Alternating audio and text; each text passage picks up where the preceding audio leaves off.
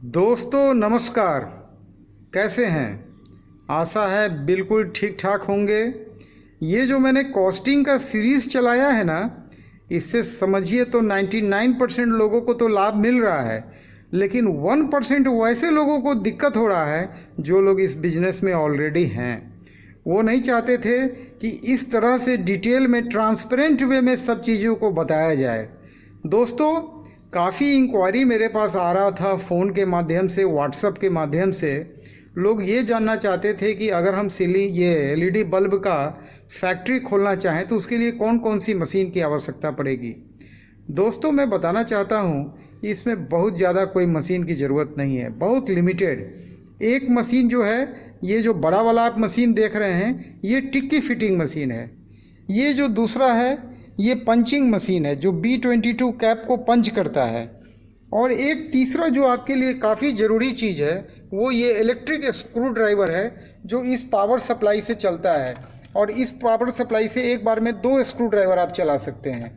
और इसके अलावा इस टिक्की फिटिंग ये जो मशीन है, इसके साथ 2 डाई आता है।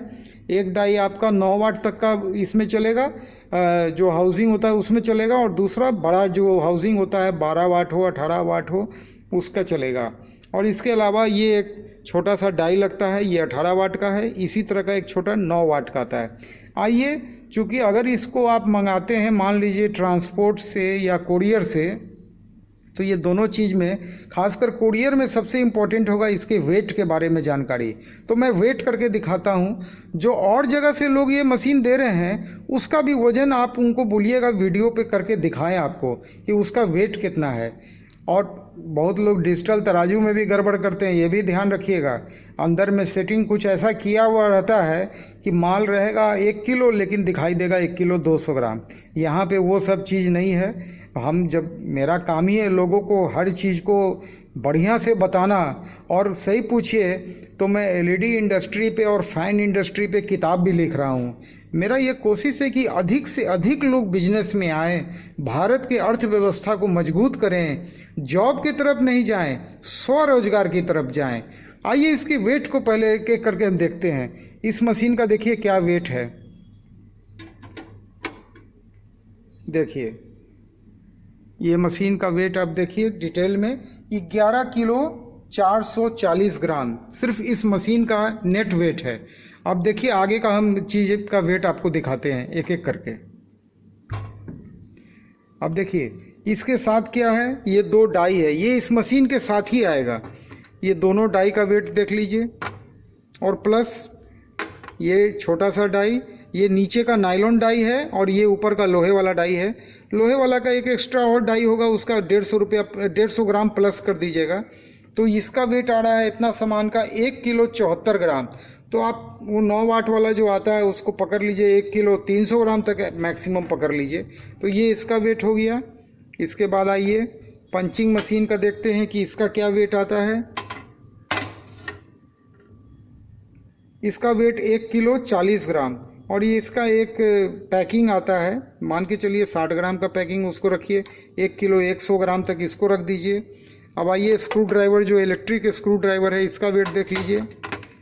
ये स्क्रू ड्राइवर हो गया, ये उसका पावर सप्लाई हो गया, और ये 2 बीट साथ में आता है इसका, और ये इसका बॉक्स, इसको भी रख लीजिए। तो ये आया 1 किलो 659 ग्राम, 1 किलो 700 ग्राम पकड़ लीजिए, इससे अधिक क्या होगा। तो ये हो गया वेट। अब इसके हिसाब से अब देखिए दुनिया में क्या हो रहा है कि मशीन तो लोगों के पास इसी टाइप का है सब मशीन, लेकिन थोड़ा हल्की क्वालिटी का होगा तो उसका वेट कम होगा। और जाहिर सी बात है, वेट कम होगा तो कॉस्ट कम होगा। हल्की मशीन जो रहेगा अच्छा से ऑपरेशन नहीं होगा, ज़्यादा लास्ट नहीं करेगा। आइए इसका डिटेल कॉस्टिंग पे आते हैं।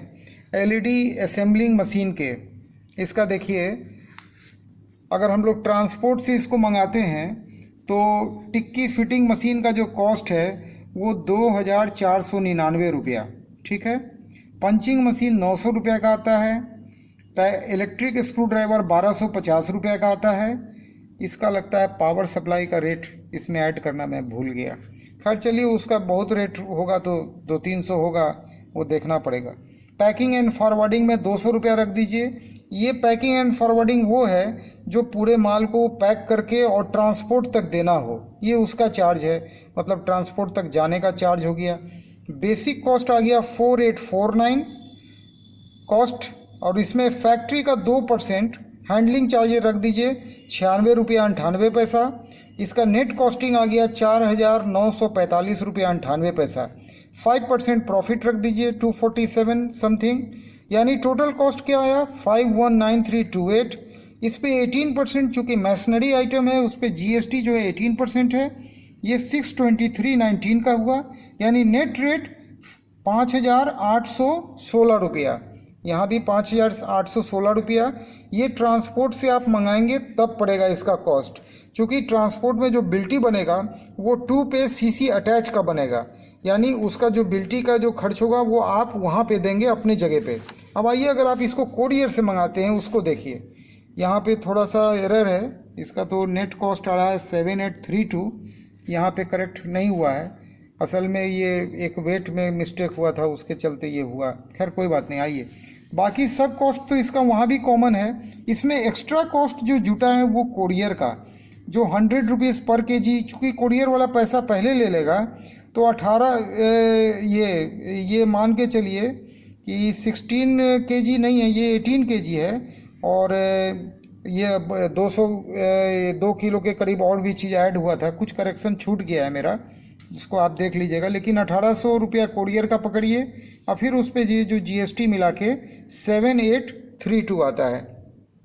खैर मैं एक विशेष जो चीज़ है जो इसके तरफ मेरा ध्यान मैं आपको बताना चाहता हूँ कि इस बिजनेस को करना तो बड़ा आसान लग रहा है कि ये छोटा सा 8-10 हज़ार का मशीन मंगा लिए और इस बिज़नेस में लग गए, स्टार्ट कर दिए, लेकिन मैं आपको एक सलाह देना चाहता हूँ। देखिए, शुरुआत इसका बिल्कुल असेंबलिंग से नहीं कीजिए, कभी नहीं कीजिए।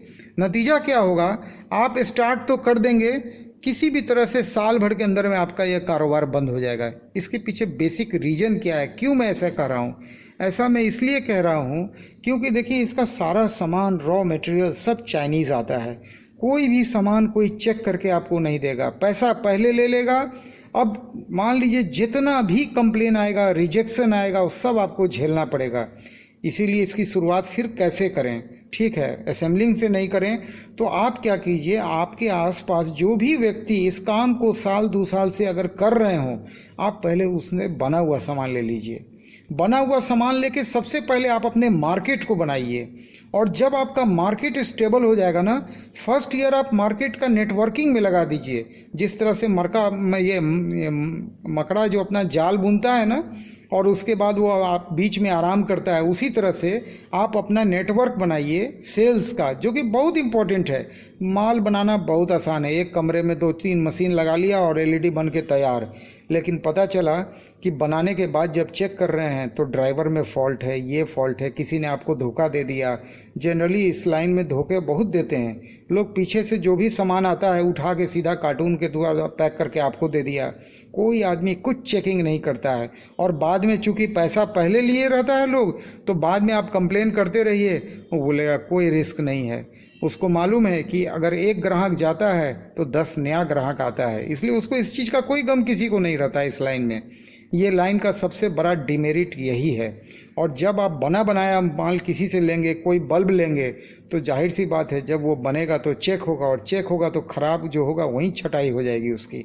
तो पहले आप नेटवर्क बनाइए किसी से माल लेके, उसके बाद उसी आदमी से अगले साल आप अपने नाम से माल बनवाइए, अपना डब्बा वगैरह प्रिंट करा लीजिए।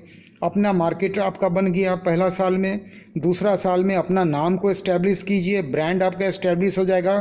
थर्ड ईयर बिल्कुल अपने नाम से मैन्युफैक्चरिंग स्टार्ट कर दीजिए, एकदम असेंबलिंग स्टार्ट कर दीजिए, क्योंकि आपको तब तक इस बिजनेस का जितना गंदगी है उससे आप अवगत हो जाइएगा, आप अलर्ट हो जाइएगा, और आपको तब तक समझ में भी आ जाएगा कौन सही है कौन गलत है, किससे काम करना चाहिए किससे नहीं करना चाहिए। तब तक आप बिल्कुल अलर्ट हो जाएंगे। तो तीसरा साल जाके असेंबलिंग स्टार्ट कीजिए।